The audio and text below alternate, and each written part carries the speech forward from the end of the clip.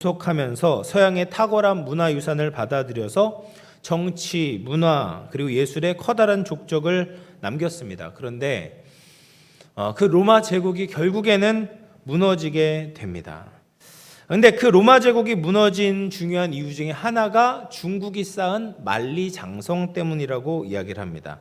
찰스 벤도렌이라는 사람이 쓴 지식의 역사에서 로마 제국의 멸망과 만리장성과의 관계를 설명을 합니다. 만리장성은 중국의 진나라 시대에 쌓은 이제 성벽이잖아요. 그러니까 흉노족, 북에 있는 흉노족이 쳐들어오는 것을 막기 위해서 이제 진나라 때 쌓은 요새였습니다. 근데 중국을 방어하기 위해서 그 만리장성을 세웠지만 오히려 흉노족의 안전지대를 이제 제공하는 그런 역할을 했다라고 이야기를 합니다. 그러면서 이 흉노족이 함께 부족이 결집을 하게 되고 군사 기술을 발전시켰다고 해요.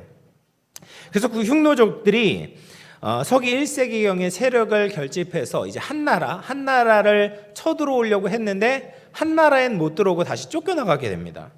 그래서 흉노족이 이제 아래로 내려오지 못하니까 결국에는 옆으로 서쪽으로 가게 되었다라고 이야기를 합니다. 그래서 결국엔 로마 제국이 있는 서방에 이르게 되고 그것이 로마 멸망의 결정적인 원인이 되었다라고 이야기를 해요.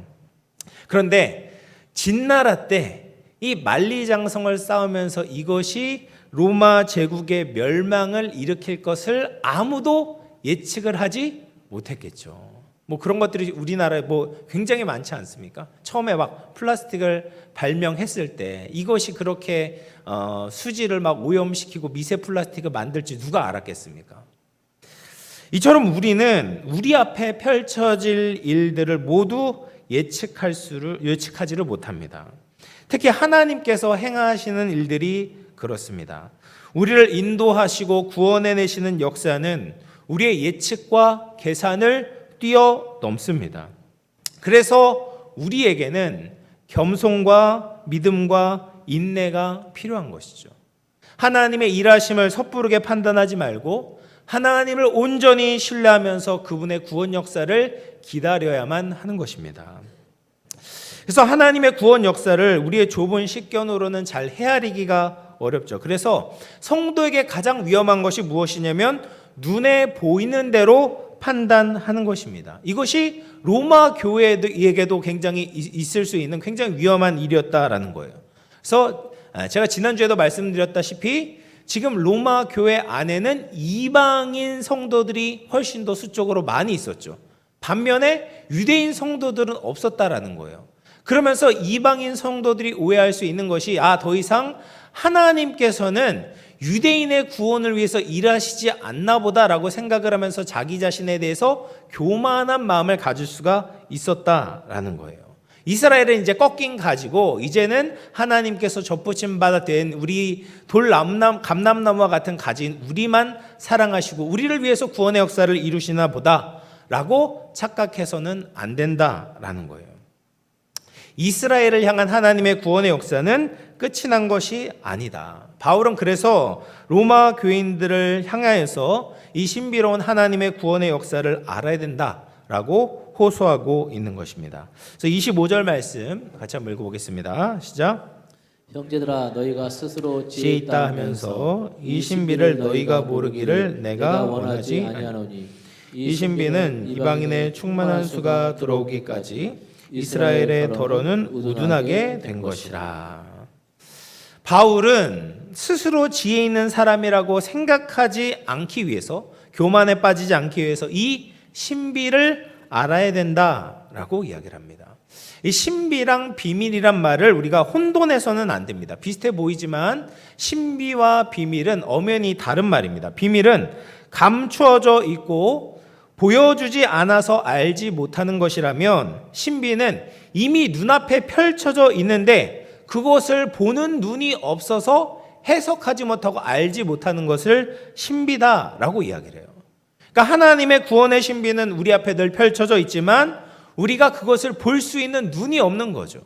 하나님의 역사는 계속해서 이루어지고 있지만 우리가 그것을 해석할 만한 눈과 이제 시야가 없기 때문에 그것을 알지 못하다가 나중에서 이제 깨닫게 되는 것을 하나님의 구원의 신비다라고 이야기를 합니다. 그래서 하나님의 구원은 늘 신비로운 것이죠. 왜냐하면 하나님의 생각과 길은 우리의 생각과 길과 다르기 때문이죠. 우리보다 상상할 수 없이 높고 크시기 때문에 하나님의 구원의 역사는 늘 신비로운 거죠. 우리의 구원을 봐도 그렇지 않습니까?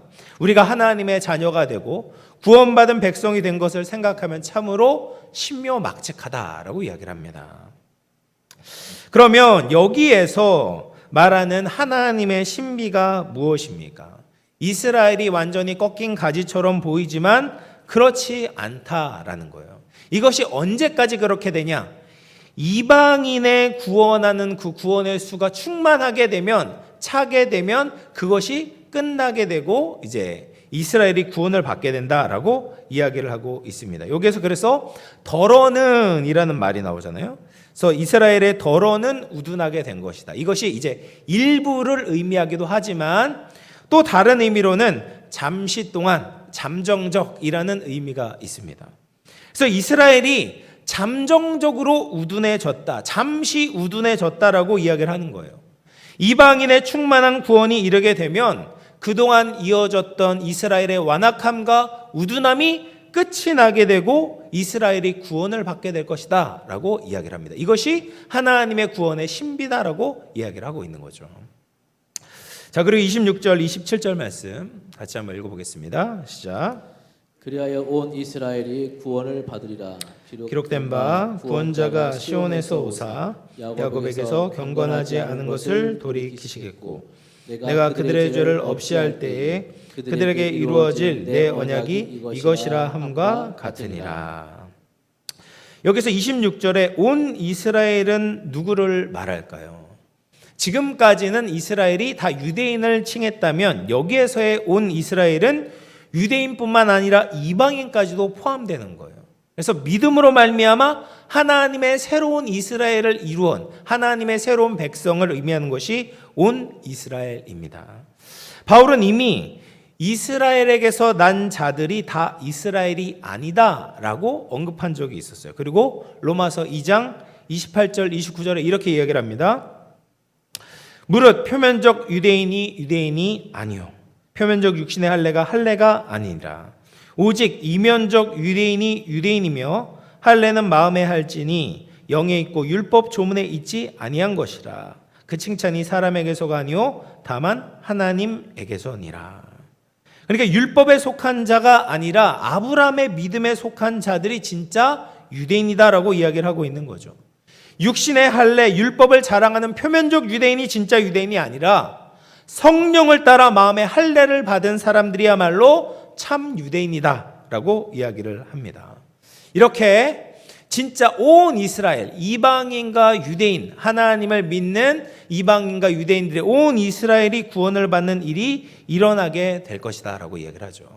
그러면서 이 구원의 역사는 전적으로 하나님으로부터 말미암는다라고 이야기를 합니다. 그래서 구원자가 시온에서 오사 야곱에게서 경건하지 않은 자들을 돌이킬 것이다.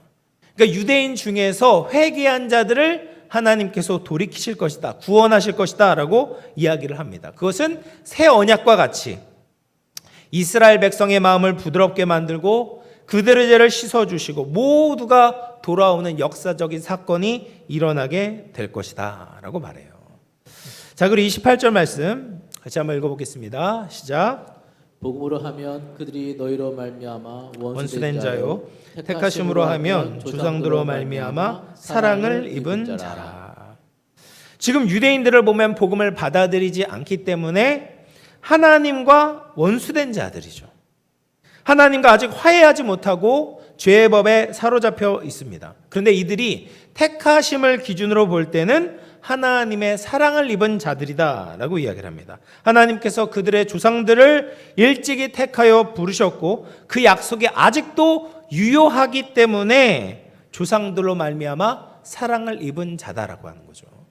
그러니까 겉으로 보면 이제 하나님과 원수된 자이지만 택하심으로 생각을 해보면 하나님의 사랑하심을 받은 자들이다. 그러면서 29절에 이렇게 이야기를 같이 읽어보겠습니다. 시작. 하나님의 은사와 부르심에는 후회하심이 없느니라. 하나님은 자기가 사랑하고 선택하고 자녀 삼아 주신 자를 중간에 버리거나 포기하시는 일이 없다라는 거죠. 하나님이 주신 은사, 다시 말해서 은혜의 선물과 부르심에는 후회가 없다는 거예요. 취소가 없다라는 것입니다. 그렇기 때문에 지금 눈에 보이는 현상만으로 이스라엘의 구원이 끝났다라고 말해서는 안 된다라는 것이죠. 계속 이제 이스라엘 얘기만 하니까 이제 우리 얘기가 잘 와닿지가 않는데, 자, 그럼 30절 31절 다시 한번 또 읽어보겠습니다. 시작. 너희가 전에는 하나님께 순종하지 아니하더니 이스라엘이 순종하지 아니하므로 이제 국류를 입었는지라.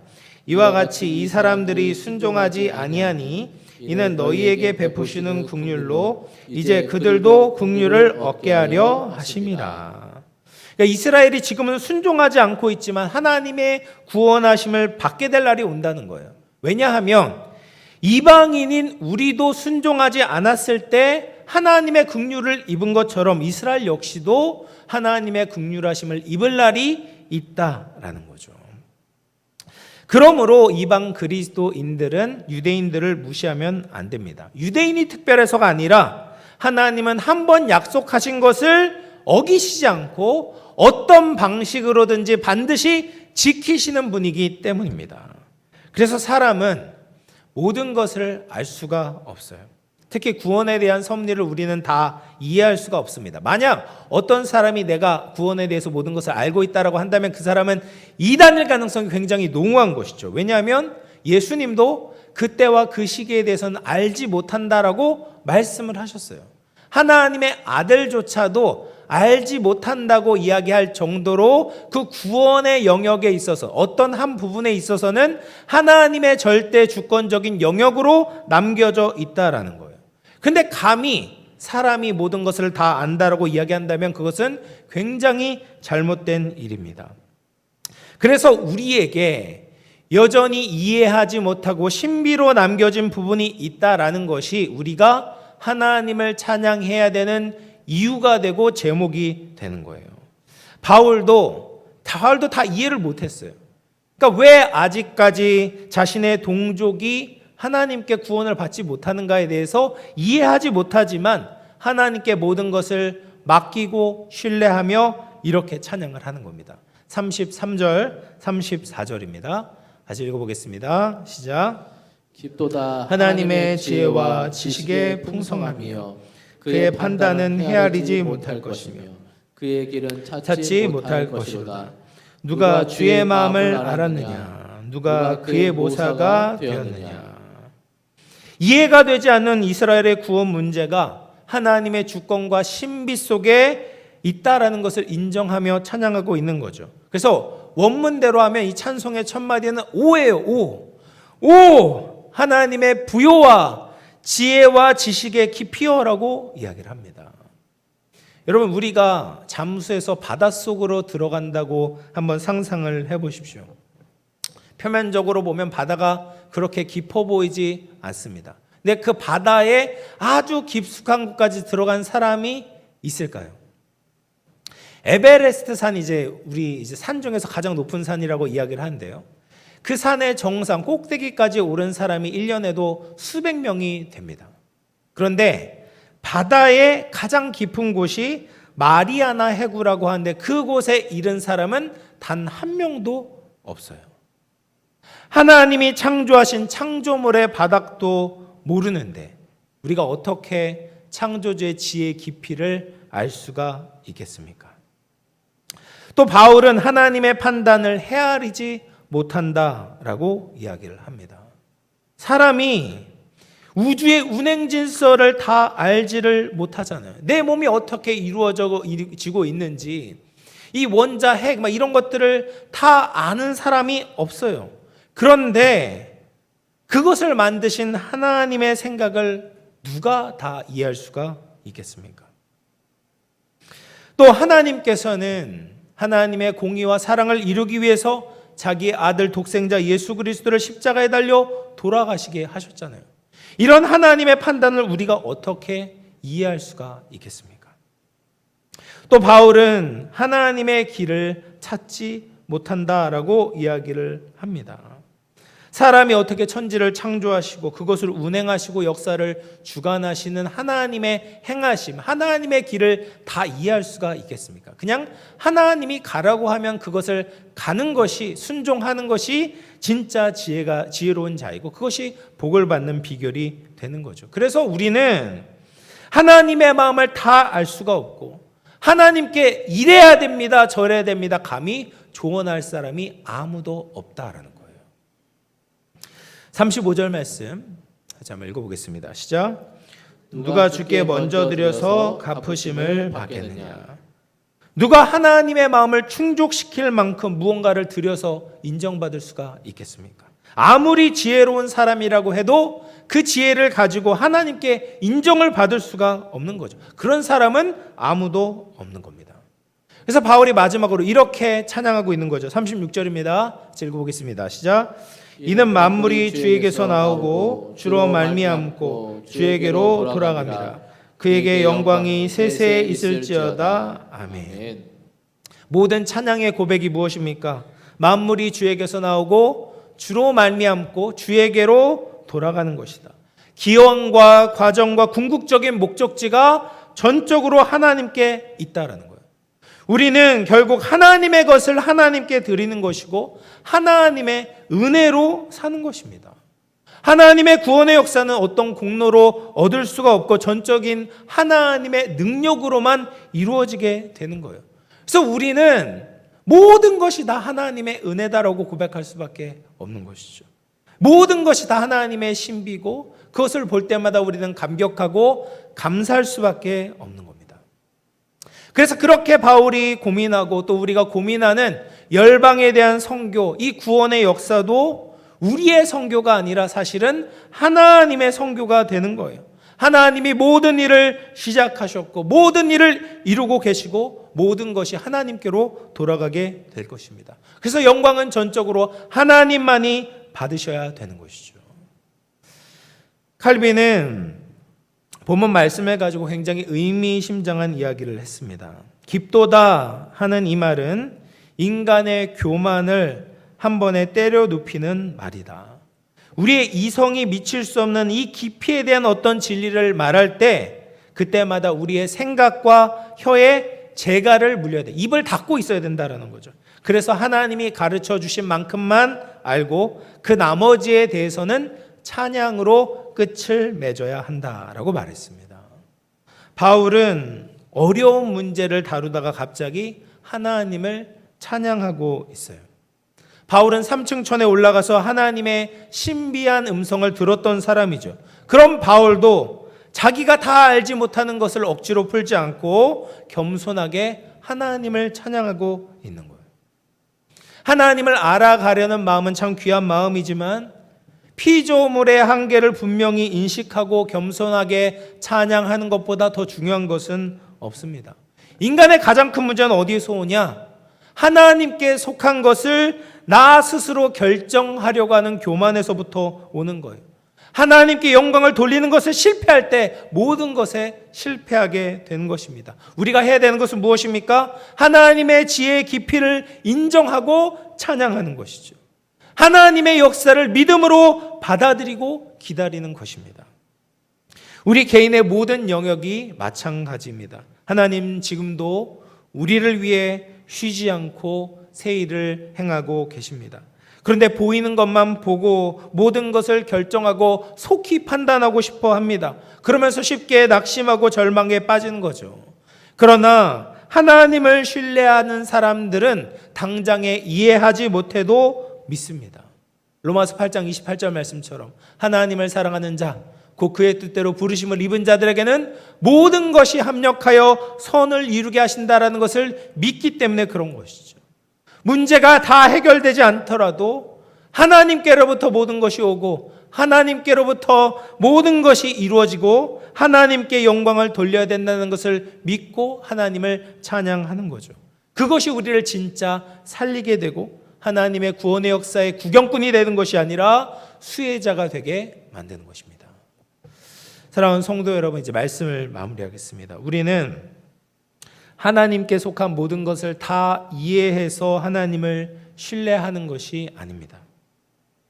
예수 그리스도를 통해서 하나님은 이미 어떤 분이신지, 얼마나 좋은 분이신지 우리에게 보여주셨습니다. 하나님은 우리의 인생을 구원하시는 분이고 우리의 영혼을 책임지시는 분입니다. 그렇다면 우리가 하나님의 모든 것을 다 이해하지 못한다고 해도, 하나님의 모든 계획들을 우리가 다 알지 못한다고 해도 우리의 인생을 전적으로 하나님의 손에 맡기며 살아야 됩니다. 그리고 어떤 상황에서도 주님을 찬양해야 합니다. 내가 다 알지 못하지만 하나님의 선한 뜻이 있을 것이다. 신뢰하며 나아갈 때 하나님의 깊은 지혜와 풍성한 지식과 신비로운 손길을 더 찬양하게 될 줄로 믿습니다. 우리 모두 하나님의 이 놀라운 구원의 역사를 신뢰하며 하나님께 합당한 찬양과 영광을 돌릴 수 있는 저와 우리 영감의 모든 가족들 다 될 수 있기를 주님의 이름으로 축원을 드리겠습니다. 우리 주님과 함께하는